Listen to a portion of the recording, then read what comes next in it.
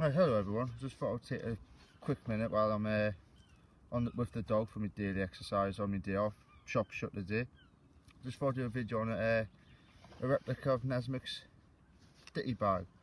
Put a post on Instagram about this bag a year or two ago. I took dimensions from his book. It's probably about 3 inches that way by 5 inches that way. He never describes how the bag actually closes, but he gives a bit of a quite a big description on the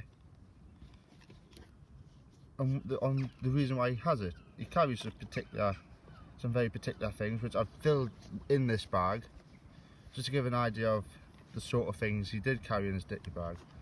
So I've got like a little match safe, which it's not a very good camping match safe because it's not really waterproof, but it shows the point he was trying to make.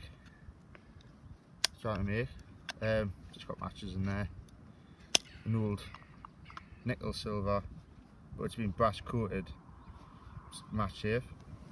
A little tab of needles. I'm sorry for the wind, it's quite windy. I may have to redo this video at some time when the weather's a bit better, but it does a little description of the type of needles he carries. I don't have any darning needles for socks. I just got these ones, some bigger leather needles and some smaller sewing needles. A range of hook sizes. That's another thing I don't have in the bag, is the punky dope he describes, the wire snells, and what else? I don't have the file. I did have a picture on my Instagram of a small file for sharpening hooks, but I don't know where that one's went. So selection of hooks, they're probably 6s and 8s. Just in leather to keep them all together, to be honest, keep them neat. So let's take a bit more. Range of shot, split shot, some swan shot down to BBs. Ideal for the hand line. A little chunk of beeswax, which he describes in the book. Knees going. A little bit of beeswax, wax your thread, maybe some bowstring, trap wire, anything really, just handy to have. See, a range of buttons. That one's good for jackets and things like that, to small ones to larger ones. They go for the sewing needles. Keep that candle to one side. And a few little range of thread, which he describes as having. And I just thought, because the point of the ditty bag is to keep little essentials kept together so it's nice and neat in your kit. I took a little tip from Morse Kahansi and put a candle in there. So if you ever had to use a candle for heat in a super shelter situation, it would be there. And I don't have it in the bag, but he describes carrying a pocket knife as well. That's just a little one. Really sharp that. It did a nasty cut on me yesterday, just down when I was passing the knife from hand to hand. Like I say, missing a small file. I don't have any punky dope, which he describes on how to make in the book. So that, I just thought I'd give you a little show of the knife. My take on the Nessmuk. A bit thicker than he describes, and he only probably uses about a sentence in the whole book to describe his knife and one illustration, but from what you can tell he only uses it as a food prep knife or a skinning knife. This one's more of a full-on bushcraft or survival knife. It's fairly thick, Scandi grind. All in the handles. I put the handles on myself, and there's a sheath. Not the prettiest sheath and stuff, but I just did a bit of wet forming today to keep it in. It's got some retention, not great, but keeps the blade safe and from cutting yourself. So that's a bit. It's a bag. So that's a little quick video on Nessmuk's ditty bag. Obviously just my take on the size. If I was to make one for myself, I'd probably make it a bit bigger and I would carry some different things in, but for the size it carries all this gear here. It carries all this. If you wonder what the rustling is, it's the dog. But it carries all this here, and probably a little bit more, to be honest. So you can get quite a lot of stuff in such a small bag. Like I say, it's probably only about the length of my hand and probably about the width of my hand as well. So you can get all that in. Now, the thing I really enjoy about Nessmuk's writing is, even though compared to other authors, he doesn't really have as big of a descriptive element in his books as Horace Kepler book was. it's quite a short book and you can probably read it in an hour or two, to be honest, a couple of hours. But what I really enjoy about is writing the mood. Right, so sorry for that little bit of a cut out there. The camera lost its, ran out of charge yesterday, and if you follow us on Instagram you'll know that I tried following up that clip to finish the video on my phone. It just frankly wasn't up to the task of going on to the rest of the video. The quality was just like really poor on a larger screen, and I set myself a bar, even though I find my videos are more informative than really glossy camera quality and stuff like that. So I really appreciate bearing with me and stuff like that. I'm out the next day, it's a bit later on than yesterday, so the video quality, the lighting's probably a bit lower and stuff like that, but just thought I'd continue the video while I'm out for a bit of daily exercise after work and stuff like that, and just continue talking about the knife and Nessmuk's choice and stuff like that. I'll just make sure it's in focus. Right. So what I was trying to go on about is how Nessmuk chose a knife that was more prepared for skinning, because if you look throughout history, the sheath knife was primarily kept keen and sharp for game prep and skinning and food prep, and that was it really. It was kept really sharp. The bulk of the woodworking tasks were carried out with the pocket knife. That's mine. It's got a full flat grind, which if I was to have another Nessmuk knife it would be a little bit shorter than this, and I would probably choose a full flat grind because I feel it does woodworking tasks equally as well as a Scandinavian grind, but it does skinning tasks a lot better.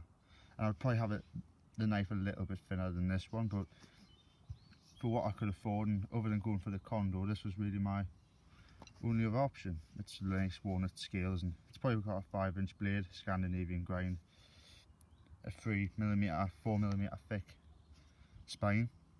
Still a really nice knife. And there's the ditty bag, which was the main point in the video. Had people asking about that and the knife, and just thought I would include the pocket knife, and as well as this, which is my haversack, which I waxed myself. That's a haversack waxed, and that's another thing you hear Nessmuk going on about quite a bit, is how a lot of his gear is carried in his haversack or his shooting pouch and stuff. Just pull that away.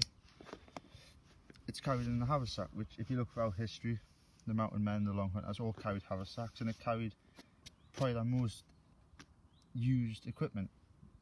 The ditty bag for Nessmuk, and a folding knife, and I carry a folding saw in mine, and a steel bottle, maybe a poncho as a cover element, catapult handline, anything that I might need quick access to without cluttering my pockets, which,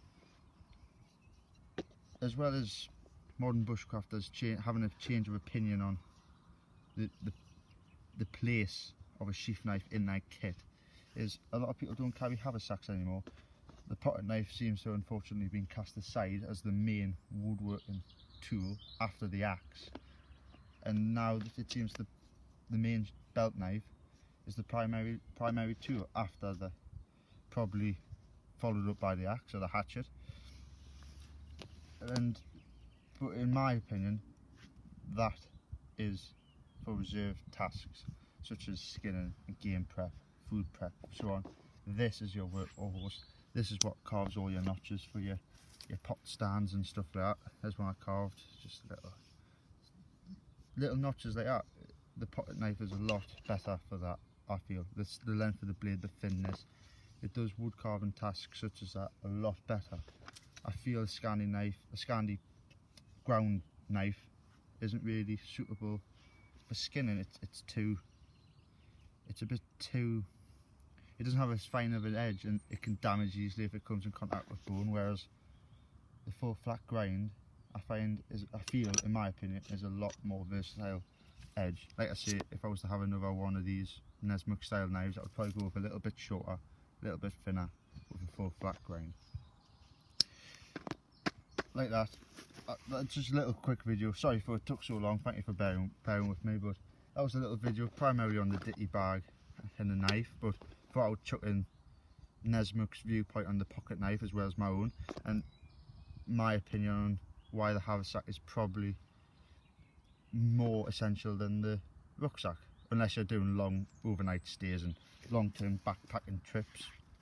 You need the backpack because it holds a lot more gear if you're staying out for a lot longer, but for basic bushcraft needs, I feel a haversack of this size, maybe even bigger, is absolutely ideal for day-to-day carry in the woods, and basically an ADC. This is a bit of an ADC, as well as instead of carrying a double bit hatchet, which I really wouldn't go for, I would probably go for a single bit, akin to the size of a small forest stacks by Gransford Brooks, or a similar thing, similar brand. This is probably the tool selection I would carry on a day-to-day basis throughout the woods. Sheath knife for heavier cutting tasks, the saw and the pocket knife. So that would them two alone would probably do a bulk of the woodworking tasks, which is, with this being kept more for harder use tasks, which you don't really want to stress out the joint of a pen knife or a pocket knife like that. So yeah, like I say, that was a quick video. Thank you for bearing with me with editing problems and video problems. Thank you for that. Really do appreciate it. Hopefully I'll be able to upload this later today. It's getting a bit dark now, so I'll try and wrap the video up. Thank you for watching.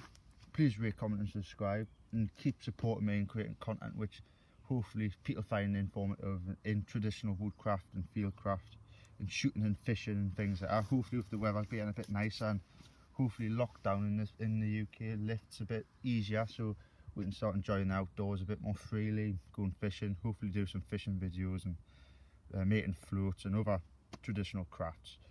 So thank you for watching. Really do appreciate people hanging in there and being patient with me and things like that. But like I say, really do appreciate it. So just want to say thank you for watching, and I'll see you on the trail soon.